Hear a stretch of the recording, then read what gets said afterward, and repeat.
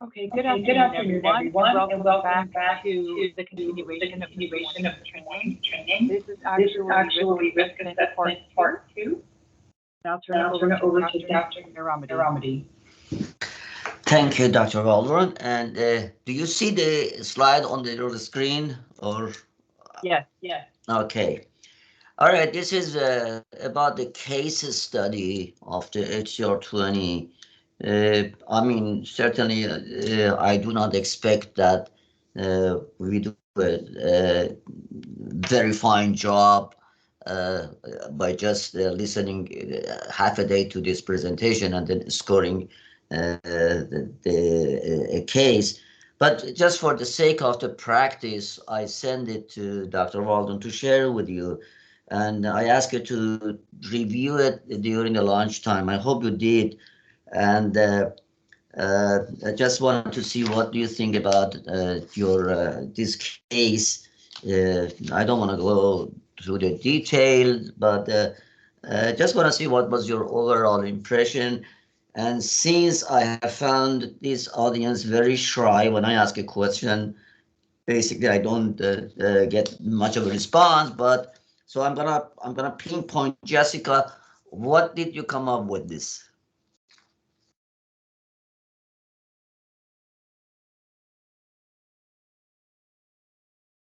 So, so what stood out to me was just like the treatment non-compliant.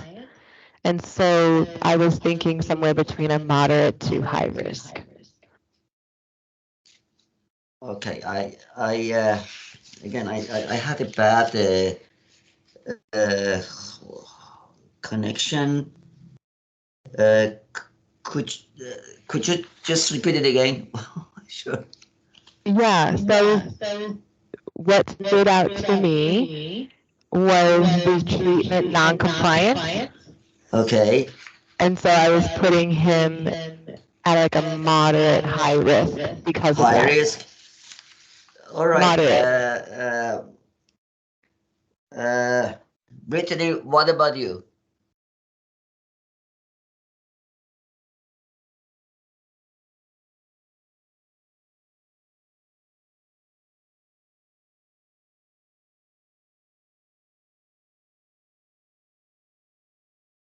Is she there?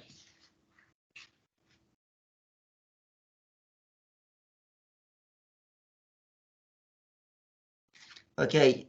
Anybody else wants to share their conclusion? Whether you came up with a low risk for this guy or with a moderate risk or with a high risk. We had one high risk. Jessica did a high risk. I think I was saying what about moderate the high. others? Moderate high. What Yeah. about the others? I agree with Jessica.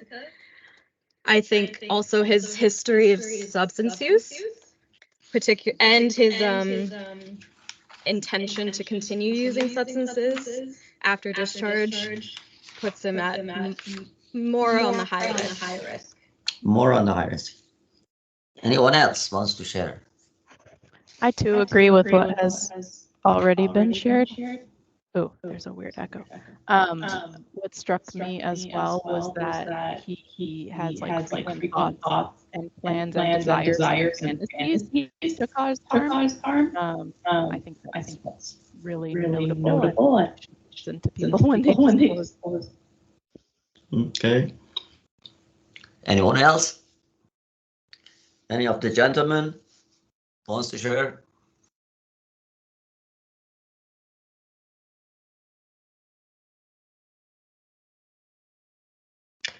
Okay, I think I myself, when I read this one, and again, to be honest with you, I didn't go to score the person, but when I was read it and based on my own, previous experience going through this, I found this person moderate to high. But this study was done. I mean, this case study. This was an example given by the developer of the instrument, and they scored it and you saw the detail of the of the review. They talked about the history of violence, history of other antisocial behaviors, history of problem with employment. By the way, I hope that you noticed that all those information which I went through that are needed for this assessment are mostly included here. History of substance abuse, history of major mental disorder, history of problem with treatment supervision. Every item is really being addressed here. Now, they came with moderate. They say that Mr. John has a moderate risk for future violence. In the past, he has used violence to achieve his goals, such as obtaining money or drug.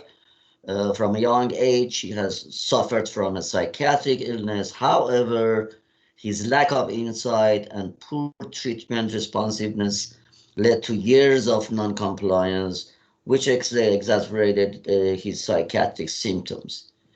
And then it's a kind of lengthy report, so I'm not going to go through it, but I don't disagree with you guys who said high risk, because again, I came with high, moderate to high. And then there is another issue, which I will discuss it later. There are different approaches for risk assessment. I think the good approach is the right approach, but some people I have found to be very liberal in their assessment. So I think this kind of liberalism will put the society at risk. Some people are more conservative in their assessment, and I am one of them, because I think, well, I mean, I hope that we never make an error, but it's impossible to achieve it. We always make, I mean, all of us will make error somehow. And as I said before, it's our ethical obligation to avoid these errors, to do the best we can do, however it's happening.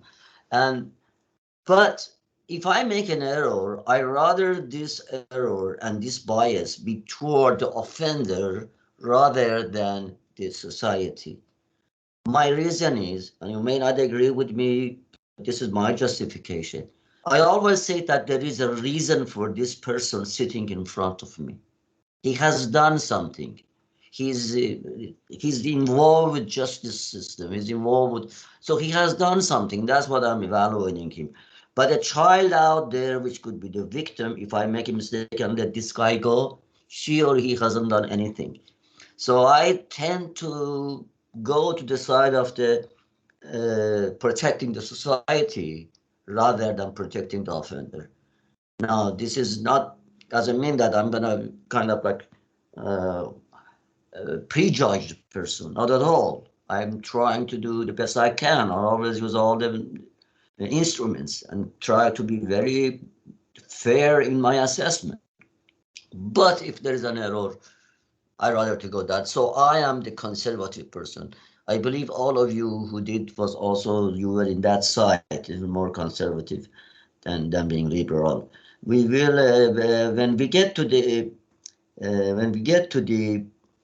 study of the actuarial, basically the VRAG R and static 99, I will go through type 1 and type 2 errors that we can make and what to do with it.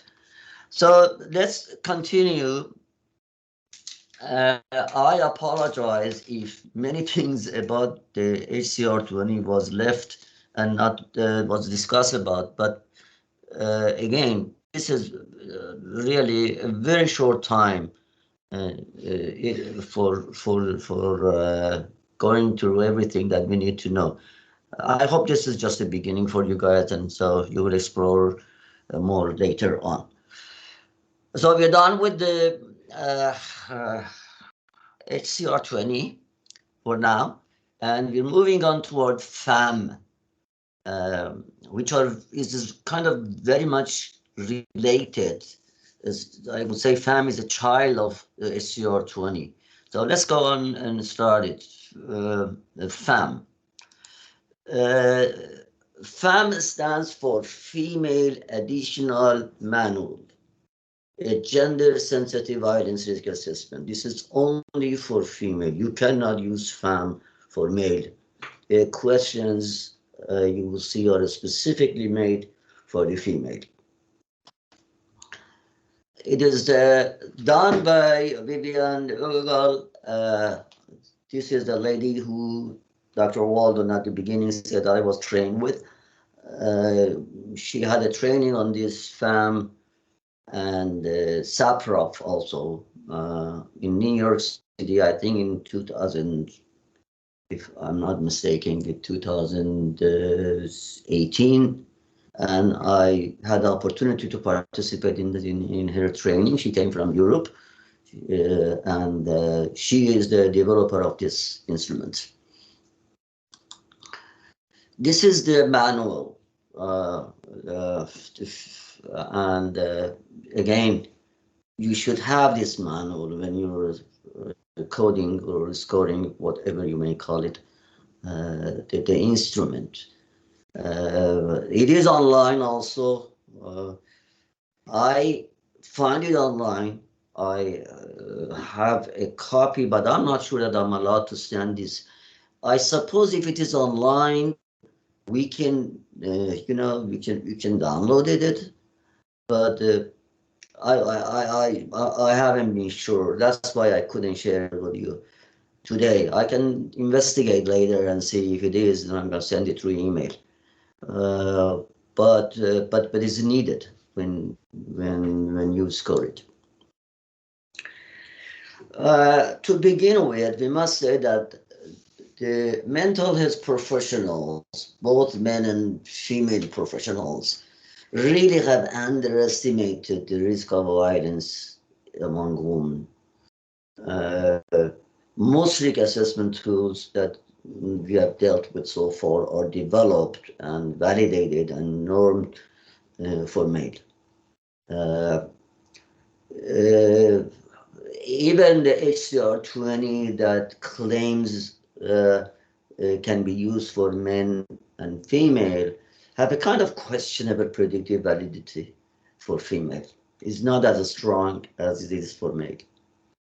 And then you also know that there is a significant difference between an expression of anger and an expression of violence.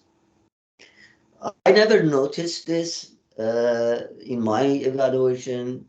You all know by now that I worked at, most of my work was at Anne Klein Forensic Center. We had 8 wards there, 7 were for male offenders, and 1 was for female offenders. We had 25 female offenders.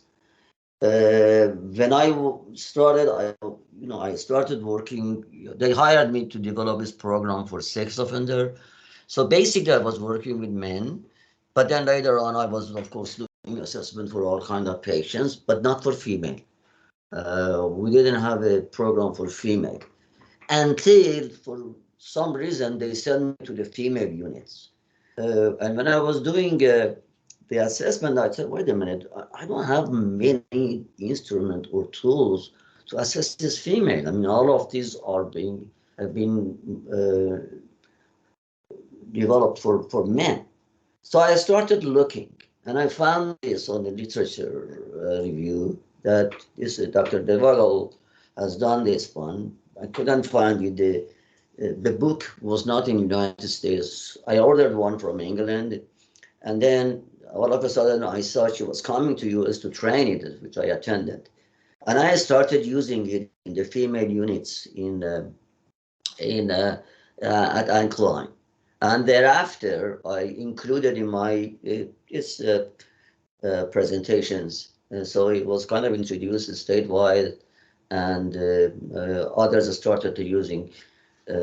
So personally, I'm very happy that this is happening, because at least we have a kind of sound instrument also to assess for female. The other thing is good things about is that if you know about the HCR20, you almost know about this fam also, because really we are using the same questions plus a little bit more, 10 more items specifically for female, which we will see later. We will go through it. Okay, the 5 most observed type of violence by a woman, or the number 1 is the intimate partner violence. This is less likely to lead to really a serious injury. But then it was a sexual violence. About 4% of the official convictions, often with a male accompanied. So they haven't done it by themselves. Mostly there was a man involved. And the 4%, even though I took this from the manual, but I'm not sure even about this 4%, because I worked with the sex offenders for many years, and throughout all these years, I only had 2 women of sex offenders. For whatever reason, whether they're not being caught or whatever reason it is, but I didn't see, so I'm not sure about the 4%. Do you see anything on your screen which showed up in my screen? Was it some wait for finish, things of that nature, Dr. Walden? Anyone? We just see your slides. Okay, good. Then I don't know what this doesn't go away. All right, I'm sorry.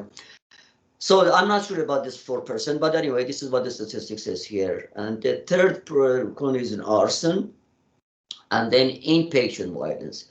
The inpatient violence are mostly directed toward the staff and less likely to lead to a serious injury. At Anne Klein, perhaps we had the most dangerous patients in Anne Klein, because even if they could then be managed in other psychiatric hospitals, they will send it to us. I had some female patients that they seriously injured the staff. One patient was purposely, knowing that one of the staff were pregnant, and she was cut the staff person, was an officer, and started kicking her stomach to kill the baby. It was screaming. But basically, between themselves, when they fight, it's less likely to lead to a very serious injury. And finally, child abuse. So these are the 5 most common observed type of violence among female. Now, the nature of the violence is less visible. It's more domestic things. You don't see much of a violent woman outside in the, on the street. You see more men are doing this kind of stuff. So these are more domestic, inside house. It's less serious physical injuries. And there's for the different expression is they're more reactive and relational. They're again less sexual, only the 100%, and they have different motives. The motives are mostly emotional and interpersonal. Jealousy is not necessarily the revenge or that kind of stuff. All right, so there was a need, therefore, for gender-sensitive tools. Why? Because although women commit fewer violent offenses than men, and by the way, being a man is one of the best predictor of violence and criminal behavior. I'm sorry for the gentlemen, but this is what we are. If we are men, we already get a negative score for violence, because men are doing more violent than women. So even though men are more violent, but violent behavior has been rising by girls and women in the last few years. There was a statistic between the year of 2002, between 2002 and 2007, there was an increase of violence between men and women in Netherlands. But this is, by the way, where Dr. de Vogel is coming from. You see, this is the comparison. Adult male, it raised within these 5 years by 20%. But the female violence, anywhere between age 18 to 24 years old, this was a sample, raised by 48%. This is twice as much as, more than twice as much as increases of violence for men. Also on July and May was 19% increase versus as girls between 13 to 17 years old, the increase was 33%. So we would see that the violence among female is going up, but and as such, the need for having a valid instrument became a necessity. So what is FAM trying to do? The goal of FAM is to provide a clinically relevant and useful additional tool for accurate gender-sensitive assessment of violence, which offer concrete guidelines for risk management in women. Back to what we said during the HCR20, what is the purpose of risk assessment? Is ultimately is risk management.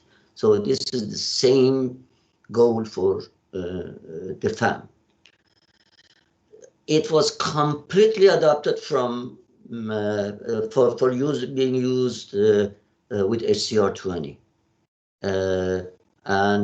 Actually, what happened, we may go through the story later on, that they get permission from the developer of the HCR20, added 10 items. So FAM is actually is something I can call it HCR30. 10 items was added to the HCR20 and became FAM. It has a very good inter-array reliability, as has, by the way, HCR20. And it has a moderate to good predictability for incidental violence to others and self-destructive behavior. The limitation, I would say, is the most important limitation is that there is relatively not many empirical evidence for the new risk factors. And that is because, again, this is something new. FAM is one of the latest instruments that came to market. So if that might be the limitation. All right, how was the FAM developed? It started in 2007 with the HCR20 as a basis. So they did literature review and interviewed many people. In the book, it explains exactly what they did, who they did interview, and so forth. And then the clinical expertise, extra risk factors mentioned in previous study in the Van der Hoeven Clinic. This is where Dr. de Vogel was working. An interview with a mental health professional in the same place, in the same clinic. And then experiences with coding procedure of other tools like Saprov and STAR. I must say that Saprov was also developed by Dr. de Vogel. And also they did a pilot study in 2010 into the inter-rater reliability and the gender sensitivity of the factors. And as I said before, the inter-rater reliability was very good.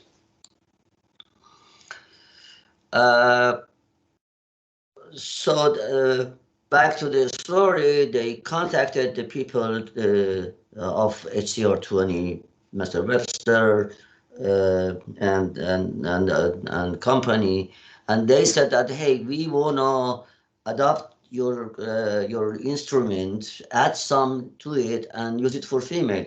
Do you allow us to do this? What they did was they said, yes, you can go ahead and do it. We are not going to participate with you. So it is not a shared product of the two groups. It is adaptation of the first instrument by the Vogel and the second group. But even I guess there is even an acknowledgement in the manual of the FAM by the HCR developer. So they are very much in agreement with this So what was added? There was 2 additional guidelines to historical items 787 and 8H8. Now they didn't add the about this historical item. They just took guidelines to H7 and H8. Remained H7 and H8, but there are 2 guidelines. They added 4 historical items that is not in the SCR20: prostitution, parental difficulty, pregnancy at young age, and suicidal or self-harm behavior. They added this into HCR20. They also added 2 clinical items: covert behavior and low self-esteem.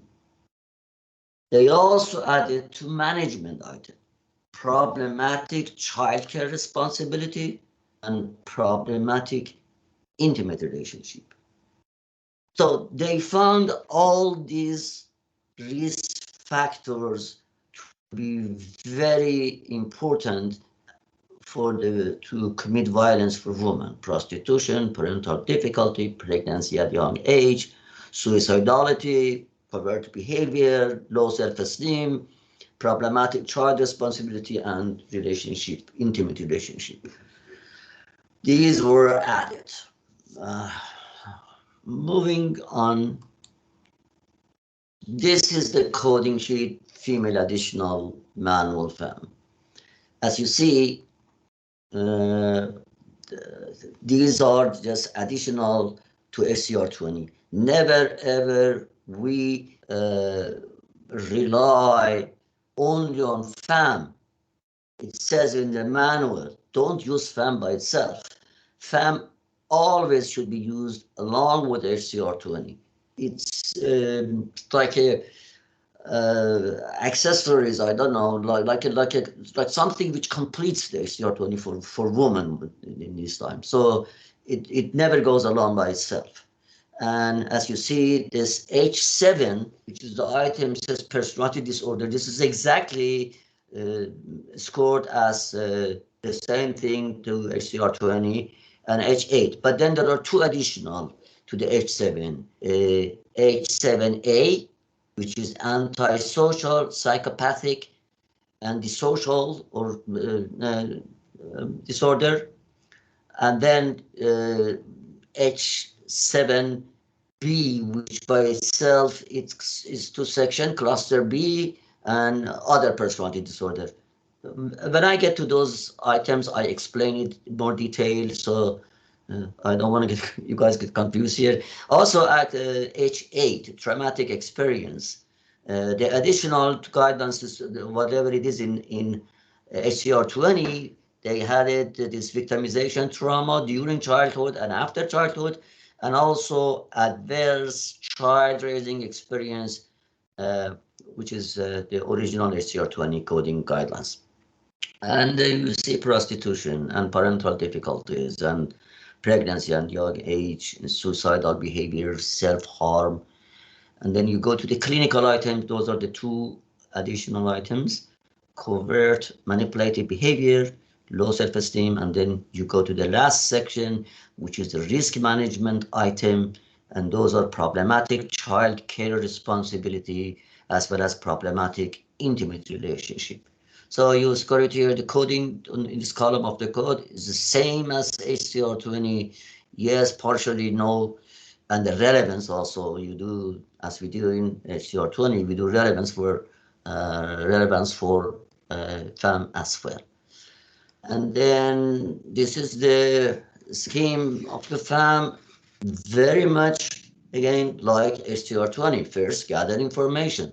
Then presence of the risk factors, coding the items, the risk factors, and then making meaning of this, relevance, formulation, scenarios.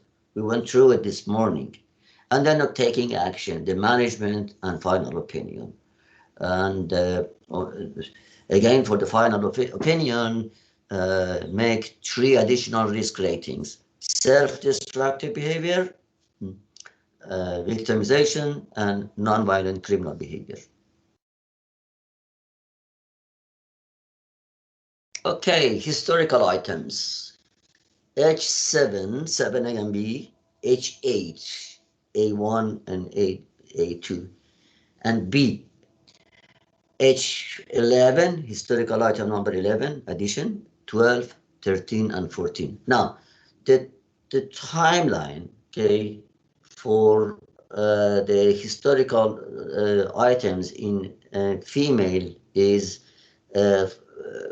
up to the moment of assessment, from the very beginning up to the moment of the assessment. I'm sorry, there's some typo here, but up until the moment of the assessment, whatever has happened includes in scoring of the historical item. H7, personality disorder. We have 7A, antisocial, psychopathic, and disocial. And then we have 7B, which is other personality disorder. This has been divided in two sections. 7BA is cluster B, except the antisocial and psychopathic. Cluster B, I know that you all know about it, but I just want to mention that the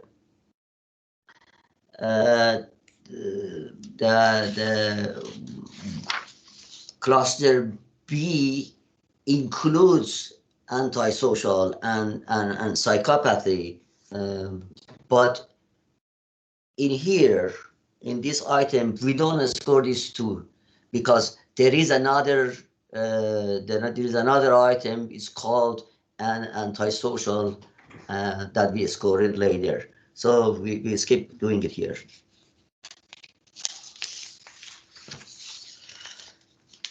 Okay, then there's a little bit of water here.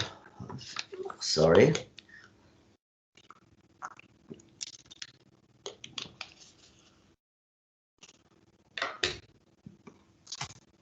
We also scored the other personality disorder on cluster A and cluster C. Again, I'm not going to go through it. I know you all know about what are these personality disorder in each cluster. Traumatic experience. Research shows that women who were neglected as a child or who were victims of sexual abuse have a greater chance of problems in adulthood, such as substance abuse and also committing violence. Now, all these items were, by the way, developed based on the research. They are very much, HCR20, they're very much research oriented in choosing their items that are included in their test. So it's again, it's evidence-based, based on the research and observation. Also, women who committed violent offenses are more likely to have parents with mental health or substance abuse problems than a woman who committed non-violent offenses. So we will see that the victimization during childhood by parents or anyone else does have effects on violence. And then 8B is poor parenting. The coding is exactly like HCR20 coding guide. There's not much of a difference.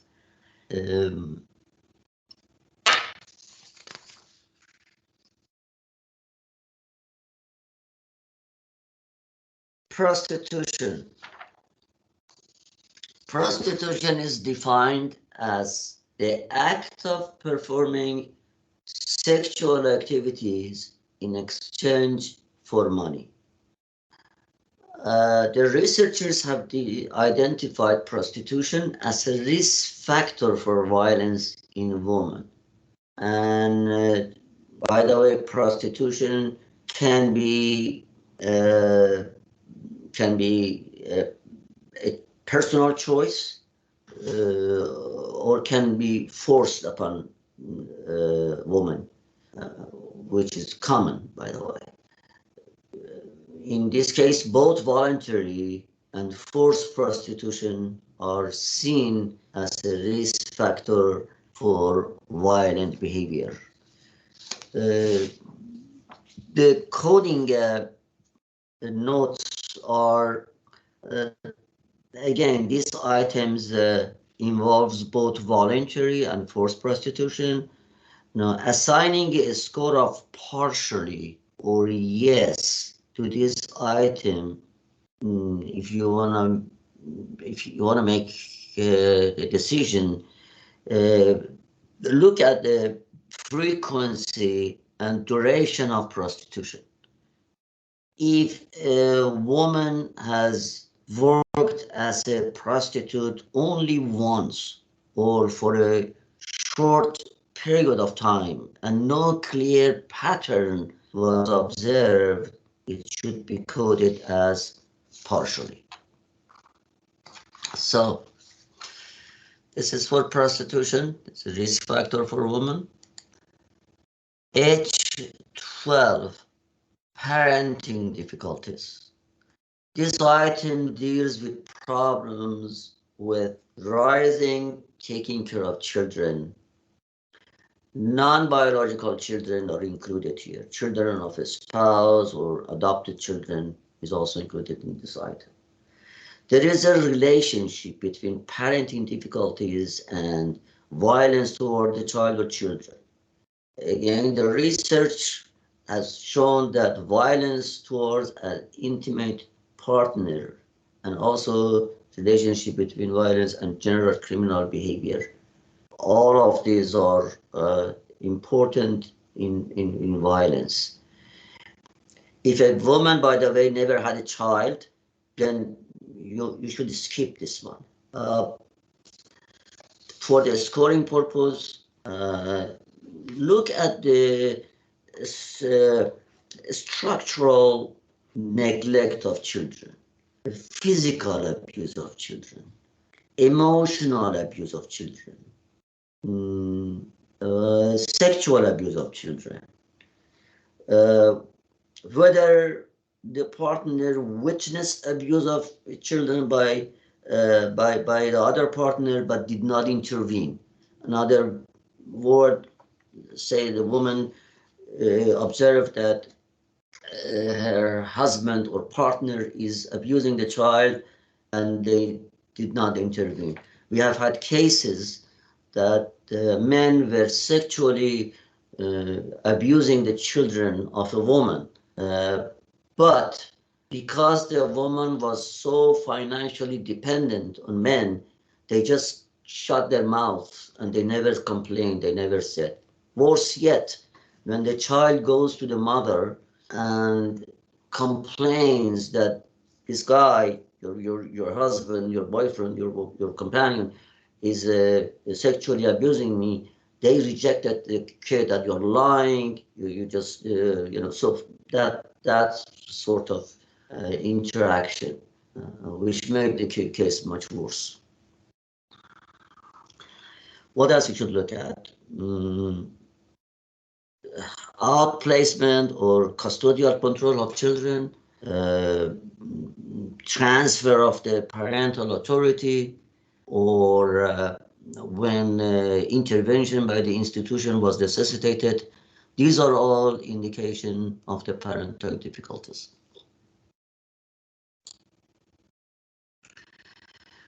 Pregnancy at young age. Result of the longitudinal study by Messer and colleagues in 2004 suggests a strong association between teenage pregnancy, and by that we mean before the age of 20, and criminal behavior. Impact that the pregnancy had on woman's life, physical, mental, or financial consequences, as well as implication for social relationships are the factors. Also, impact of abortion or miscarriage or giving up a child for adoption these are all having relationship with violence. For any of these reasons, women can become violent.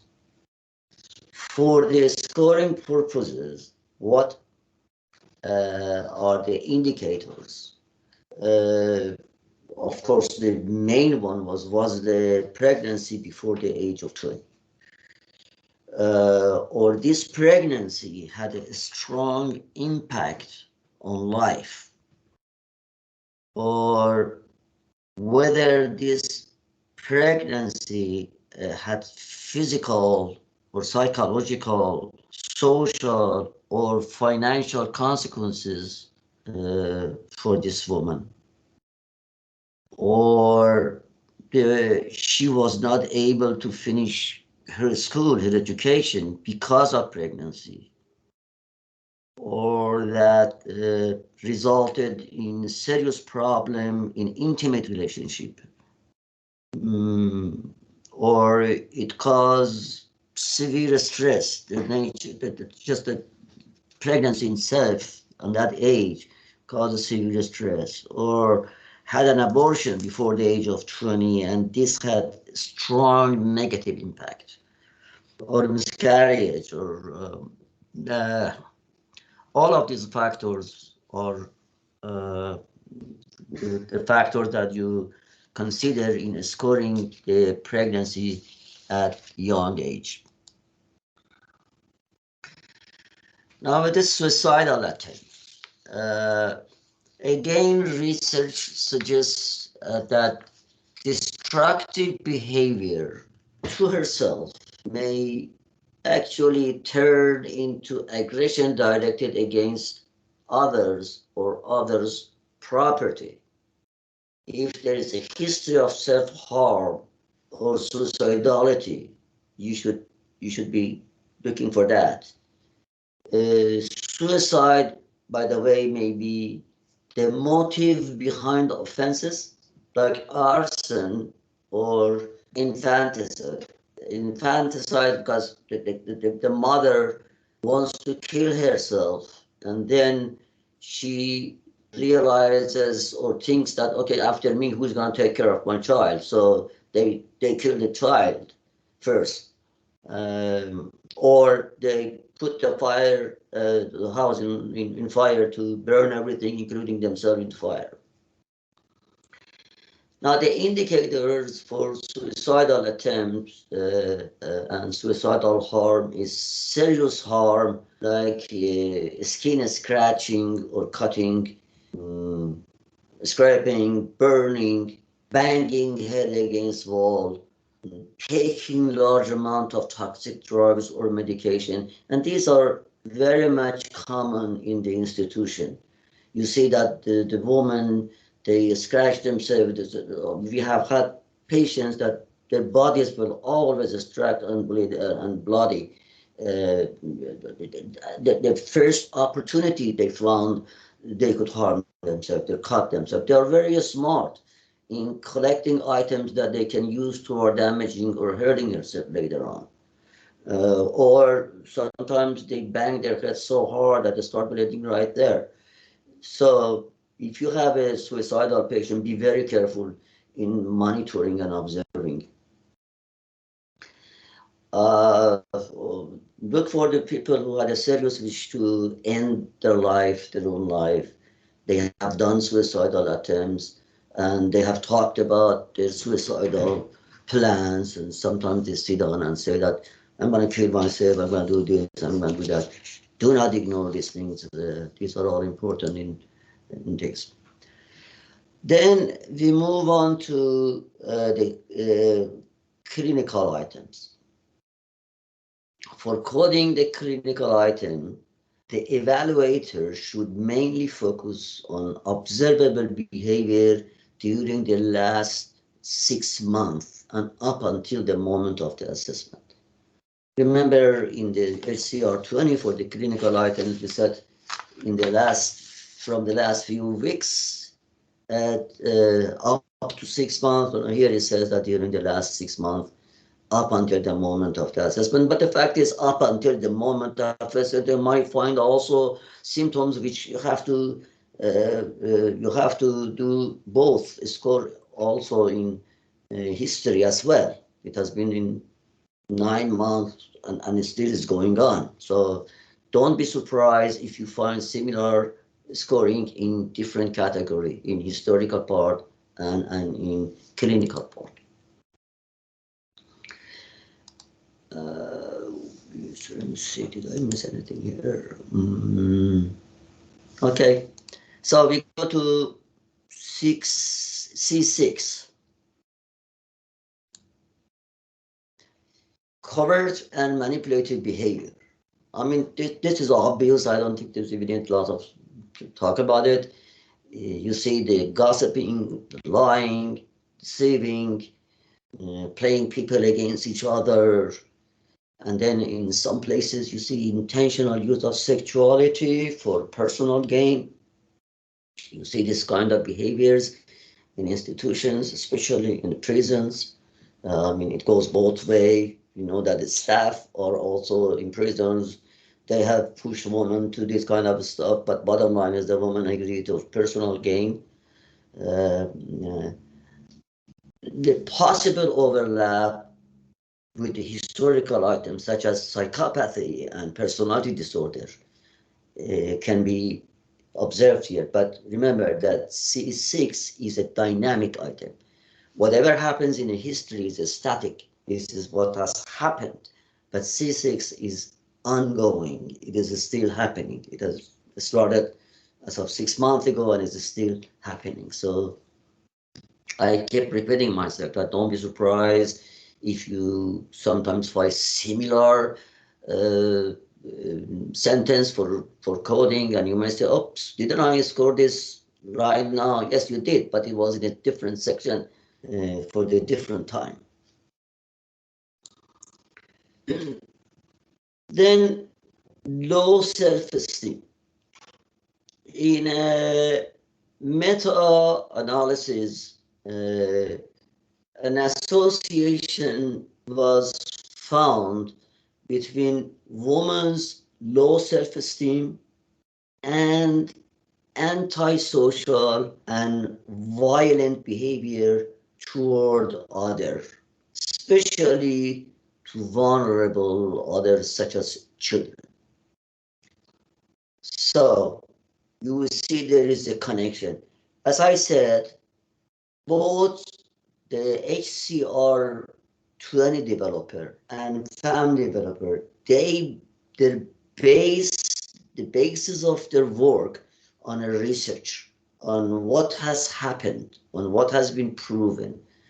And today we keep using this word of that everything should be evidence-based. So these were the evidence-based of the different activities, and they found the relationship between certain risk factors and certain behaviors or certain conditions. So they use that. So when you read the manual of the FAM, you will see that every single word for justifying the selection of that item is being supported by several studies throughout the years. So they base their assumption on the researchers, which has been the case. Now, negative attitudes, cognition and feeling about themselves. They don't feel good about themselves. They have a negative feeling about themselves. Feeling of hopelessness, feeling of worthlessness, feeling of having nothing to lose may really facilitate violence or cause violence toward others and or themselves. What am I have to lose anyway? So I'm gonna go ahead and do it. So low self-esteem for females and others. I must say that again, low self-esteem among men can do the same. I mean, it's not, but it's especially is important for female. it is more intense among female than men.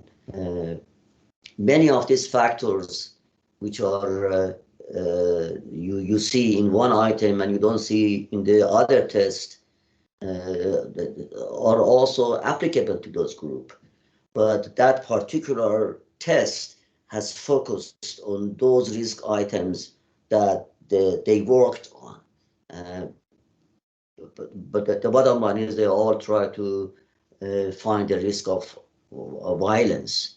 And there are so many common things, but here or there, they miss one item or one subject which the other instrument has focused on, and vice versa. We get to the risk management items. Risk management items are items R6 and R7, additional to the R1 to 5 of HCR20. And that is what I said, that a total of 10 items was added to HCR20. So the FAM is really like HCR30. And when you score it, in fact, me, myself, for female, I kind of developed, I use this word and developed a scoring sheet for myself, which includes both right under each other. So I went to H1, H2, H3, H7A, 7B, 8-1, 8B, and then also the clinical items I added to. And when it came to risk management item, after R5, I added R6 and R7. This I always used it for female, and it gives me a much better, rather than having two separate things, it gives you a much better, more clear picture. I scored them, then I put the relevance. It made my life easier. You can do it for yourself if you wish. I don't know which one of you guys are going to use these instruments later on. What I know is that if you intend to be hired as a psychologist in a psychiatric hospital, you better start getting used to this kind of stuff, because this is very frequently used. Also, even in a private practice, I have seen in private practice many people, they contact us, and I have been contacted by psychologists, private practitioner, for FAM many times. And I saw that the Society of Psychologists recently have become very interested and excited about this FAM, because there are not many risk assessment tools for female. Now, the problematic child care responsibility. Now remember, this is for the future. So this is from now on. This is for the discharge. This is for how to mitigate risk. Is not from now on. So it is not necessarily assessing. This is also the management of this. So this item is concerned with basically two issues.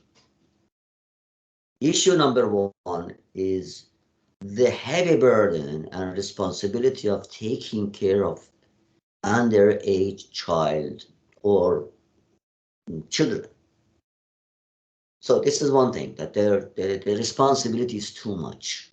It is beyond the ability and tolerance of that woman, our subject.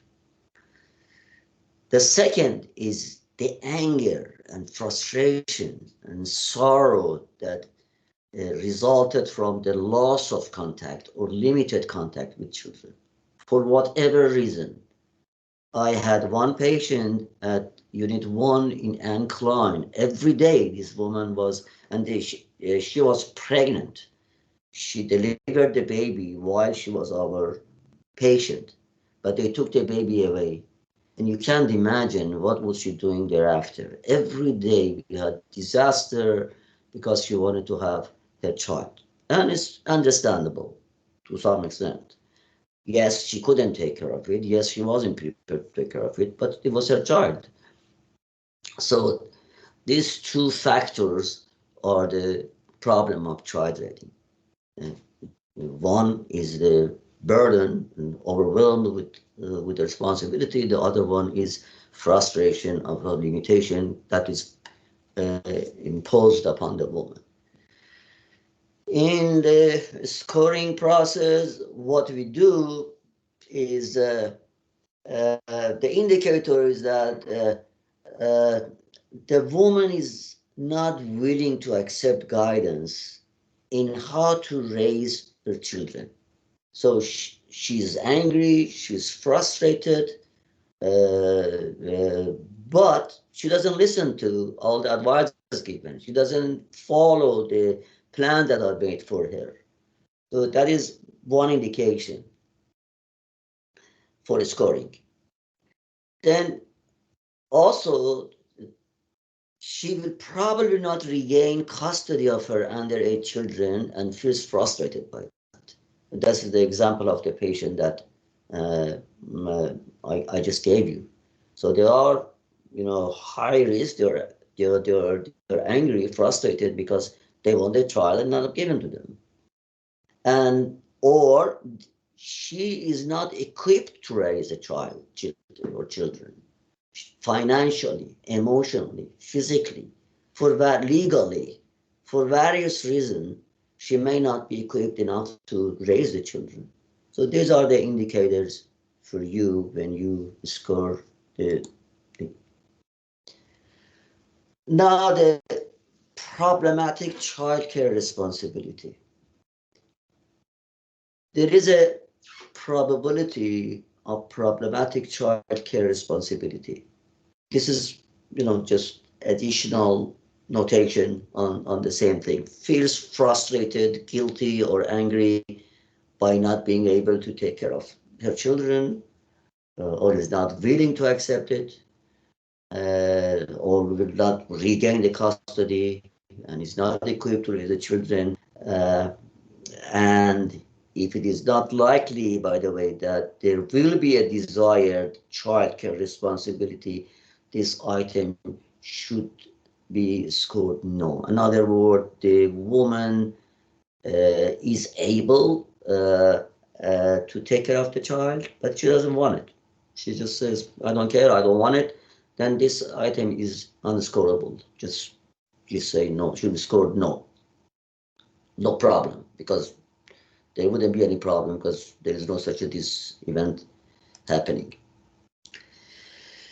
Finally, the problematic intimate relationship. Based on the research again, there's a high probability of problematic intimate relationship and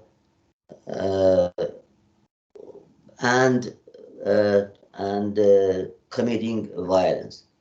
So this is what you should observe, that if this person is going to have a serious problem, intimate relationship, having someone, that may relate to the violence somehow.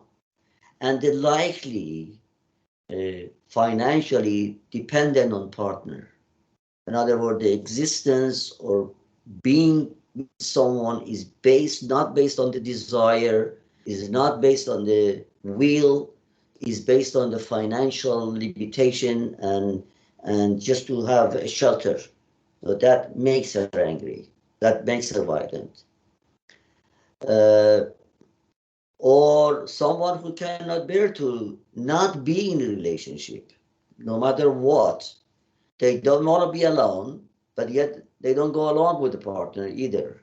So that also could rise to violence. The unstable relationships, which is characterized by many conflicts and the problems that are anticipated to come forward. Worse than all of this is when the relationship is with another antisocial person. So if it is anticipated that this woman will go out and will be having a partnership with another antisocial male or female or whatever, an intimate relationship, and that's a risk factor. That's one thing that has to be taken care of and being planned for release. This is the final risk rating for the near future, 12 months. In other words, it is suggesting that at least we do this once a year.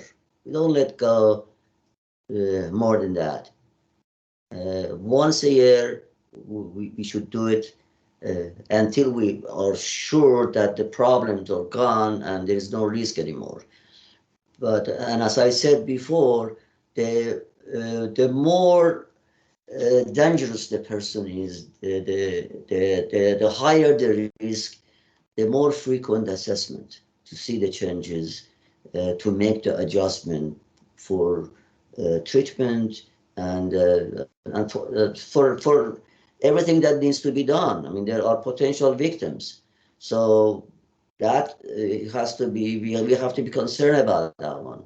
So if it's getting worse, then the supervision should be increased.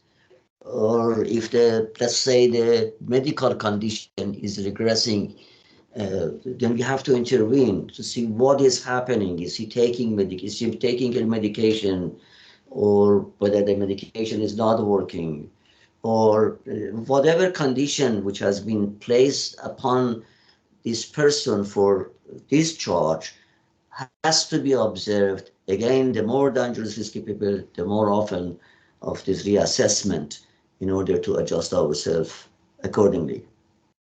So the future violence, here we go. For the future violence, we have to, based on, now you have the patient, you know the history of this patient, you know the current condition of this patient, you have done the formulation, the relevance, you have made several scenarios of what might or happen, and if A happens, what to do, B happens, what to do, all of that. You have done your work. Now you are assessing the future violence. Is it low? Is it low to moderate? Is it moderate to high, and high? I remember years ago, we used to have only low, moderate, and high. But I know that the American Psychological Association or some group, I cannot recall, they worked on this standardized category of risk, and they came up with this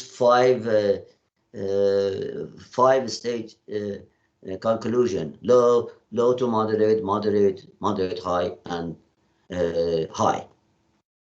And then also the assessment for serious physical harm to herself and others. Again, is it low? Is it low to moderate, or moderate, and on. Same for imminence of the violence. How imminent this violence occur. And then these are the final risk rating violence to others. And then extra risk rating was self-destructive behavior. And this is not for the others, for herself. Self-destructive behavior, whether it's low and all the way to high. Also victimization, also non-violent criminal behavior. Now, you can always add your own opinion, things which are not included in this instrument, factors that are not included in the instrument. In fact, you have a responsibility to add these things, because those, I mean, there might be a factor missing in any of these tests, which is so crucial for that person. And that's what we said, that when you bring the generality into a specific for a person, because there might be elements so important for a specific person, which is not perhaps as important for others. So if you find something which has been influential in the process of committing a violence for a person, is better to write it down in your report. Final remarks. SAPRAF and FAM manuals may be ordered in the United Kingdom from the Cognitive Center, www.cognitivecenter.com. I ordered for Anne Klein. I remember we had, because the money was different. It's not in Amazon, but I'm sure most hospitals have it now. I have been away from this for a couple of years now in buying it. I have all these instruments myself, so I haven't ordered it. It might be available in the United States, but if you go, and I checked it last night, the site is on working, then they send you the things. Again, there is a copy of the FAM on the internet. You might be able, I'm sure you can use it, whether you can download it or not, I'm not sure. I can check it. If it was possible, I can order it for you. Okay, before we go to the last one, is there any question about FAM and HCR20? And before that, let me just summarize what happened today. Was basically today we went through some definitions. That these definitions are important to know because we keep using it on and on and on. Before, I do recall when we were doing this assessment, because they were separated in different days, every time I had to go through, start from the scratch, that what is risk, what is assessment, what is the definition of violence. But now, since it is just going just like a series now, I am not going to repeat those definition again for the next time, because we have more tests to come, and there are more explanation needed to be given to you guys for those tests, for the actuarial and other stuff. So we went the definitions. If you have a copy of this, or if you can make a copy of this slideshow or whatever, keep it, because those definitions are there. So next time we won't go through. Then we very fast and briefly, I would say, went through the scoring of HCR20. And also, why did I include FAM today? Because FAM is very much like HCR20. And we did some, we went through that also. We had a case study review, and I kind of repeat what I said this morning. Don't ever think that this is gonna, my presentation has made you an expert in doing this. My suggestion is, when you start doing it, first do it together. The best thing is sit down together, each of you score these things, and then compare your results and explain the differences. Why, if somebody comes with a high and you come with low, let's find out what went wrong. There are mistakes that we often do, and there are some pre-notion things that we already do. But excuse me, bear with me a second. And so the best thing is either do it together, and then also before reporting it, show it to your supervisor before you, if you are an intern that you want to report, to do a report, submit it somewhere, show it to your supervisor, make sure that they go over with you. And have the book next to you, and the manual. Always use the manual. So these are the things that you need to do in order to gradually, hopefully, you become master in doing this business. Any question? If not, let me just go briefly through a report writing. Of course, there is no one single report writing instrument or platform or whatever that I can say use that one. Each person has developed his own style of writing the report. But if you are starting it, these are the things that you need to do in your writing, in your report writing. These are the material that you need to observe when writing your report.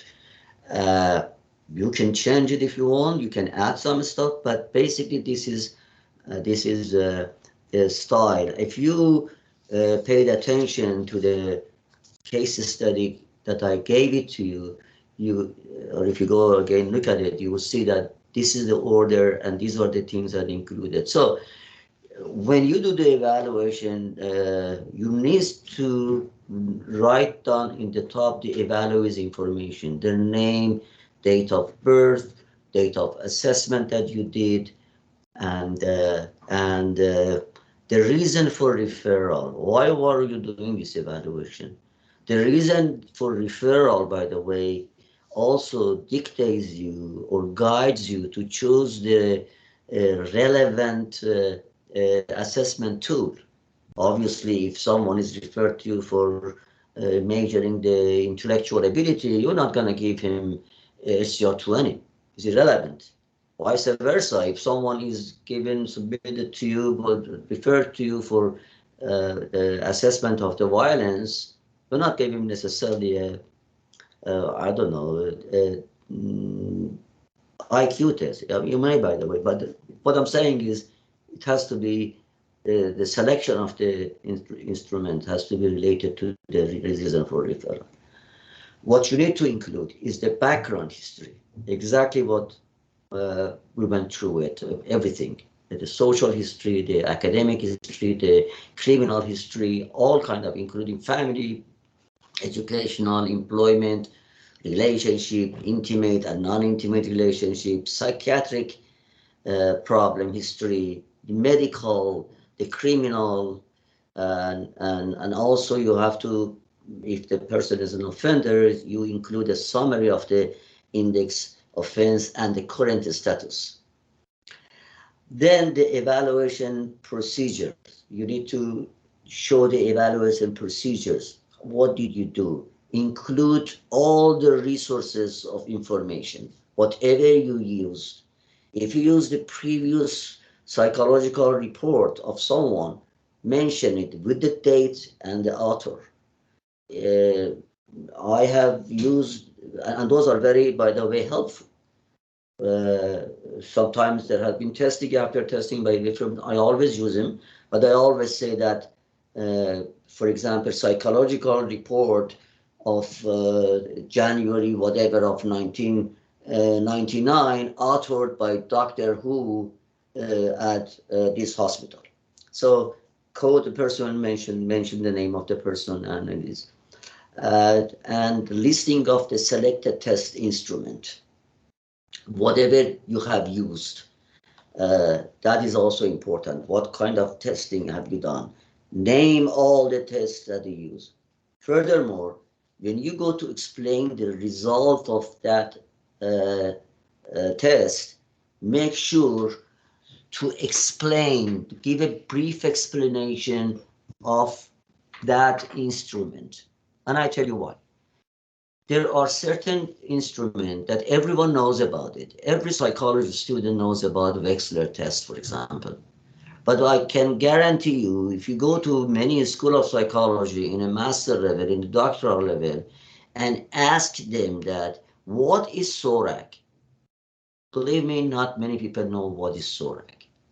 What is VRAC? What is SONAR? These are the names that are not commonly used. These are the names specifically for assessments mostly in a forensic environment and in a psychiatric hospital because they deal with it. So with the same token, a judge may read this assessment an attorney may read your assessment. So when you say that the person got a static 99, a score of 7 and is high, he doesn't get it. He wants to know, what is this instrument? What is this instrument testing? What is the relationship with this guy and this test? So explain the brief explanation of the test that you use. Once you're describing it and reporting it, it is so helpful. And then you make sure to obtain consent from the evaluation, especially in a forensic setting. Especially in a forensic setting, you need to have the consent because it's a legal thing. If you don't get the consent, you can be challenged in court. Now, what I used to do many times, the patient does not give you consent. He doesn't want to talk to you because it's my right not to say. So I tried to trick them to cooperate, maybe to bribe them to cooperate. I mean, I don't know. I used whatever technique that I could in order to have their cooperation. And I would say that, listen, I have this information. Whatever I ask you, it is here. However, this is the COPS version. Would you like me to give me your version? And there we go. They come forward. Oh yeah, you know what? It's not exactly what they said. This is it. So bring him, into this is the art of interview. Bring him into cooperating with you, because without their cooperation, your job would be very, very difficult. Also write down about your behavior observation. What is happening right now, including mental status, of course. It's oriented to time and so forth, so on. And of course, then the evaluation and the test results. As I said, the whole brief explanation of the instrument. And finally, the summary of whatever has happened in a half a page, the conclusion, and diagnostic impression. Now, why do I say diagnostic impression and not diagnostic? It might be my bias, but I'm not sure that not many would disagree with me. Diagnoses are being mostly done by psychiatrists. So I always say diagnostic impression. And I have seen many people do that, by the way, diagnostic impression. And after diagnostic, of course, a recommendation. Whatever you have been asked for, you recommend those things. So this is the basis of writing a report. Now, if Dr. Waldron is there, Dr. Waldron, with all the effort I made, I had a pre-arranged doctorate schedule at 4 o'clock today at University of Pennsylvania, which is going to be about an hour ride for me to do. So I have to, with apology, I have to kind of cut it a little bit short today. I compensate later on. Again, I may add another day, even extra day. But this is concluding today's presentation. Is anyone has any question?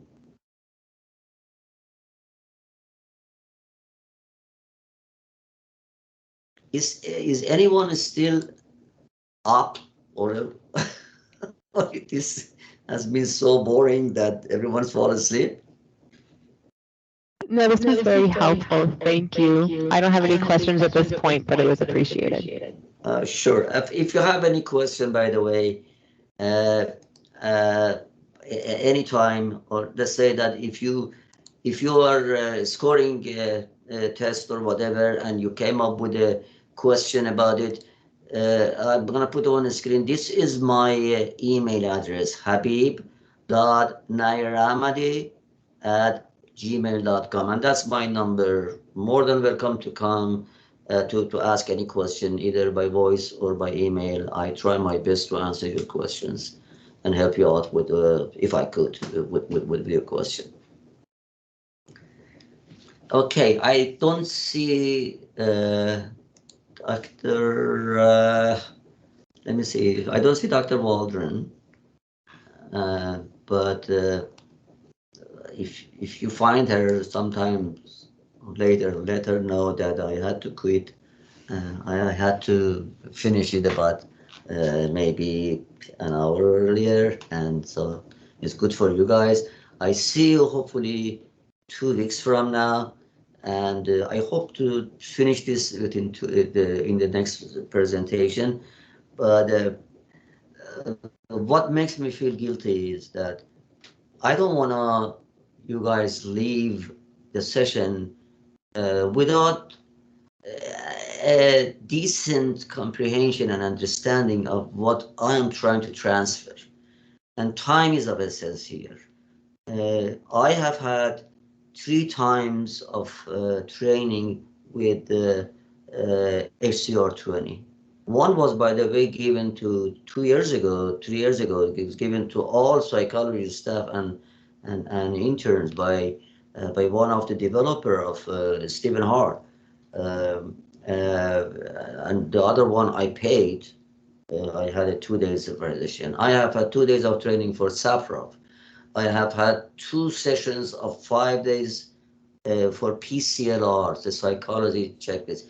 And still, I have so many questions that if I found those guys, I'm going to ask him. Let alone in half a day or in 2 days, go through all these instruments. It's going to be a very incomplete job.